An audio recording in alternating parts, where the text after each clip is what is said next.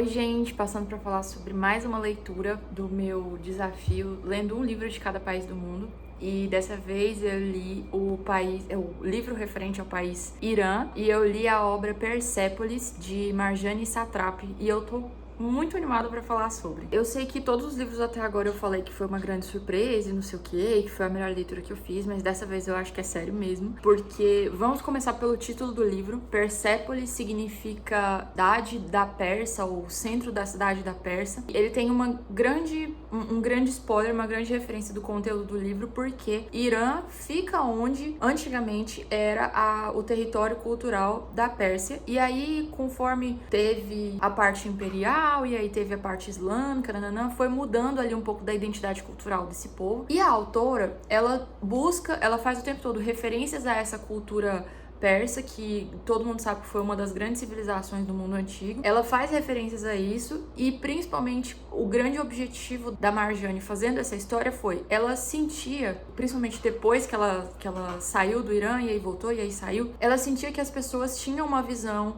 do Irã muito generalizada, que o Ocidente achava que todo mundo que morava no Irã era extremista religioso, ou então concordava com o que o governo falava, ou então usava o véu e se vestia daquela forma porque estava tudo bem. E aí ela quis relatar a história da vida dela vivendo no Irã como uma pessoa politizada, que os pais eram politizados, e mostrando como que eles pensavam, como que foi a infância dela, como que as gerações passadas pensavam, como que a ditadura islâmica dentro do país foi influenciando a forma de pensar das pessoas, mas não porque todo mundo concordava, mas porque aquilo é uma ditadura, foi algo que foi imposto culturalmente ao longo dos anos. E antes de eu começar a explicação, porque eu fiz uma colinha aqui do ponto a ponto de tudo que acontece no livro, já que é muito rico o conteúdo, eu já quero falar que eu tô tendo uma dificuldade com algumas leituras, porque para encontrar livros de todos os países do mundo, acaba que eu preciso ler o conteúdo que é mais famoso, mais propagado sobre aquele país, que aí geralmente esse conteúdo é que é traduzido pelo menos para o inglês, quando nunca para o português. E aí, o que cada país geralmente gosta de registrar é a história. E geralmente a história que eles precisam registrar é de guerra, é de violência. Então eu tô tendo uma grande dificuldade em conseguir ler livros que têm conteúdos de morte, de violência, sabe? Conteúdos que são assim, que são drásticos. Eu acho que a coisa complexa e linda de Persépolis é que a Marjane, ela consegue contar em 300 páginas, de forma ilustrada, em formato de quadrinhos, ela consegue citar contexto político, contexto religioso, temas que são tabu, como sexualidade. Ela consegue citar a opinião política dela, e ela consegue revelar até os momentos em que a opinião política dela estava confusa, momentos que ela achava que pensava uma coisa e depois ela descobriu que ela estava errada porque ela era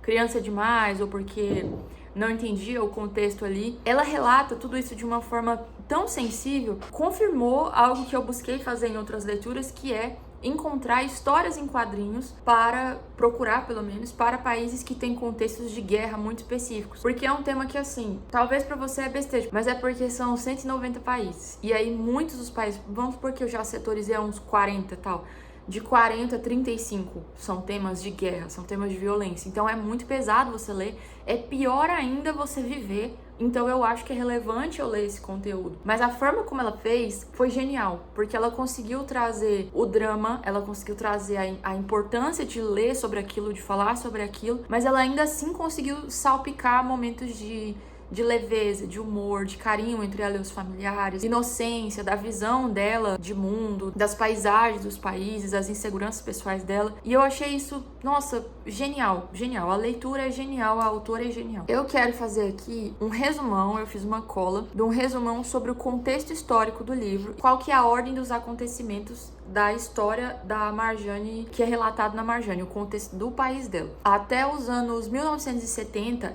antes da Revolução, o Irã era governado pelo Shah Mohammad Reza Pahlavi, que era aliado do Ocidente, e ele era apoiado pelos Estados Unidos. Isso é bem no iniciozinho do livro, já cita ali o povo de fora governando dentro do país ali. E aí o que acontecia? Apesar de que o país estava passando por muita modernização, tinha muitas coisas ruins.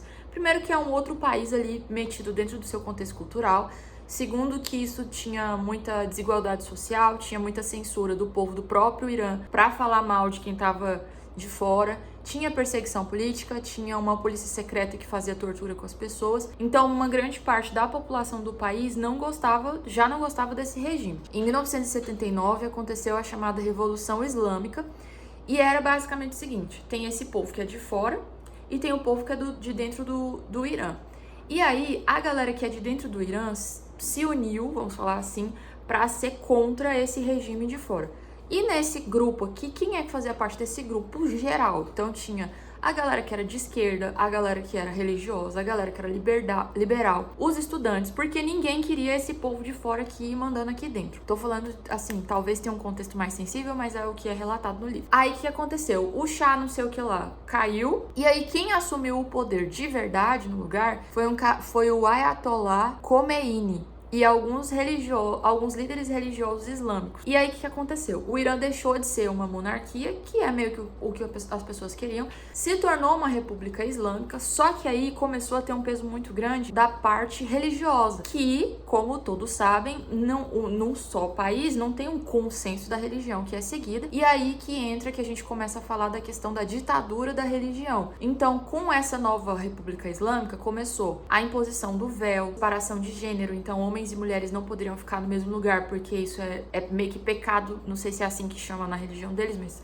é tipo um pecado para a religião islâmica, eles se misturarem ou eles interagirem fora do casamento. Muita censura, muita perseguição política, muitos presos políticos, pessoas que iam contra e aí eram torturadas ou então nem voltavam. A moral religiosa se tornou obrigatória para todo mundo. E essa é a fase, é a primeira parte do livro. Então a Marjane, ela passou, isso aqui é 1979, a Marjane passou a infância nessa fase aqui e ela relata isso, que antes eles usavam roupas ali ocidentais, vamos chamar assim, e aí de repente tem que usar o véu, e aí ela cita que elas eram crianças, ela e as colegas, né, que eram só meninas, eram crianças, então elas não levavam a sério, e que cada um dos gêneros nessas fases, eles era cobrado de uma forma diferente. Então, por exemplo, da Marjane tinha todo o peso de pensar em quando você se casar, usar o véu, tinha um negócio que, tipo assim, os homens não podem... o cabelo das mulheres inspira a sexualidade dos homens, então por isso que o véu tem que cobrir o cabelo. Então tinha um peso muito grande do lado das mulheres,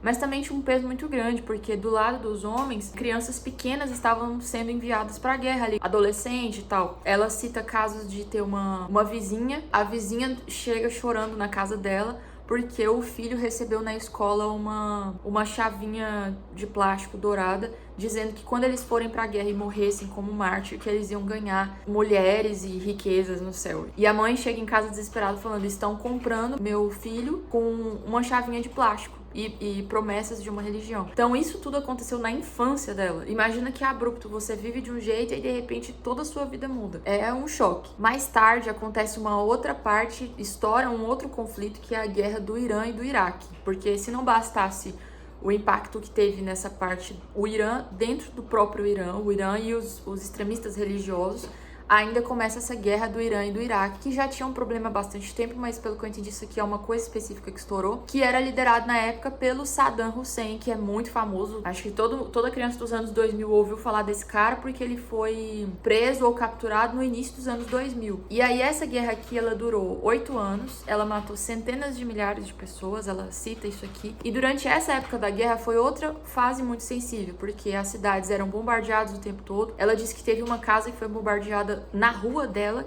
a ponto dela chegar e não conseguir ver se a casa dela tinha sido bombardeada ou se era a casa do vizinho. Ela vê corpos das pessoas, que as casas foram bombardeadas. Teve muita escassez, aquela coisa de não ter nada nos mercados. Muitos jovens, cada vez mais jovens, sendo enviados para a guerra. E o governo continuando usando uma noção de patriotismo religioso para incentivar as pessoas. Então, tudo acontecendo e é para você achar que enviar seu filho para a guerra é uma coisa boa, é um patriotismo, ele vai ser um mártir. E isso tudo, essa parte de 1980 até 1982, que é o começo dessa guerra, ela tinha de 11 a 12 anos de idade. E aí o que acontece? Em 83, quando a guerra piora, ela tinha tipo 14 anos, os pais dela enviam ela para Viena, na Áustria, e aí ela fica lá em Viena dos 14 aos 18 anos. Os pais continuaram na cidade, ela foi para Viena, E aí acontece uma série de coisas, porque lá ela experimenta o racismo, de ver como que era a visão do ocidente do Irã. Então, se ela falasse pra alguém que ela era do Irã, as pessoas já tinham uma opinião fechada de que ela era, de que eram pessoas terroristas, nananã, de que todo mundo usava véu.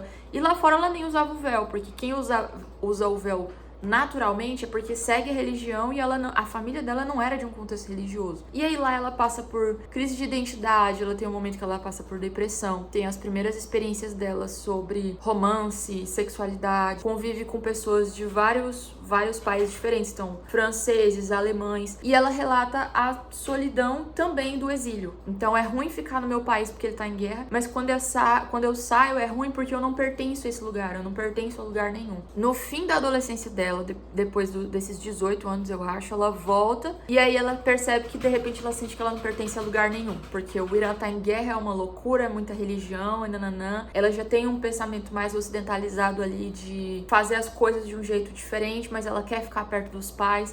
E aí é uma parte do quadrinho muito sensível que fala sobre memória, sobre pertencimento, liberdade, sobre ela entender quem que ela é. A história termina com o momento em que ela chega a se casar lá no Irã. Aí ela se divorcia, ela conclui a faculdade lá, ela faz alguns trabalhos de arte, mas lá tem muita censura, então se você trabalha como cartunista numa revista e você faz algum cartoon que é contra o governo, não interessa se é explícito, se não é, você vai pagar por isso. O casamento dela não tava dando muito certo, ela se divorcia.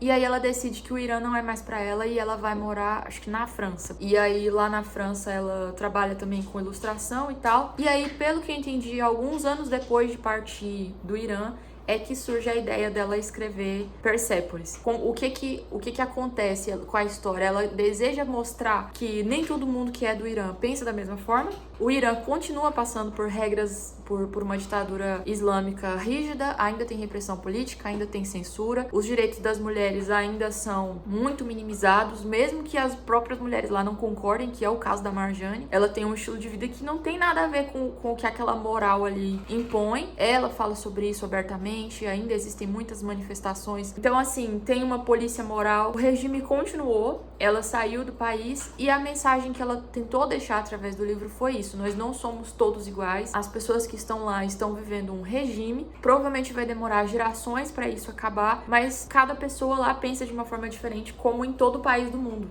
E ela transformou essa mensagem dela num quadrinho fantástico de 350 páginas que eu acho que, assim, todo mundo deveria ler. E é isso, tentei resumir a obra, né? Mas eu acho que, assim, se você pegar só o contexto inicial que eu falei e ler, você já vai absorver muita coisa. É muito fácil a compreensão. Como eu falei, eu li em inglês e ainda assim a linguagem não é difícil.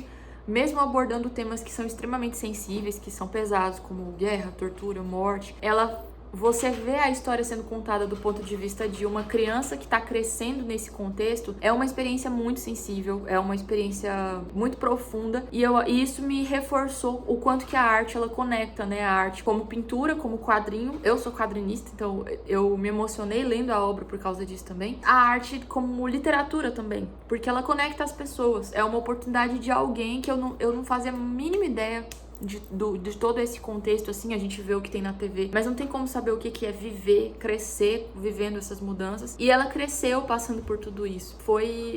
A leitura foi fantástica e eu recomendo que você faça essa leitura. É isso. Tchau, tchau.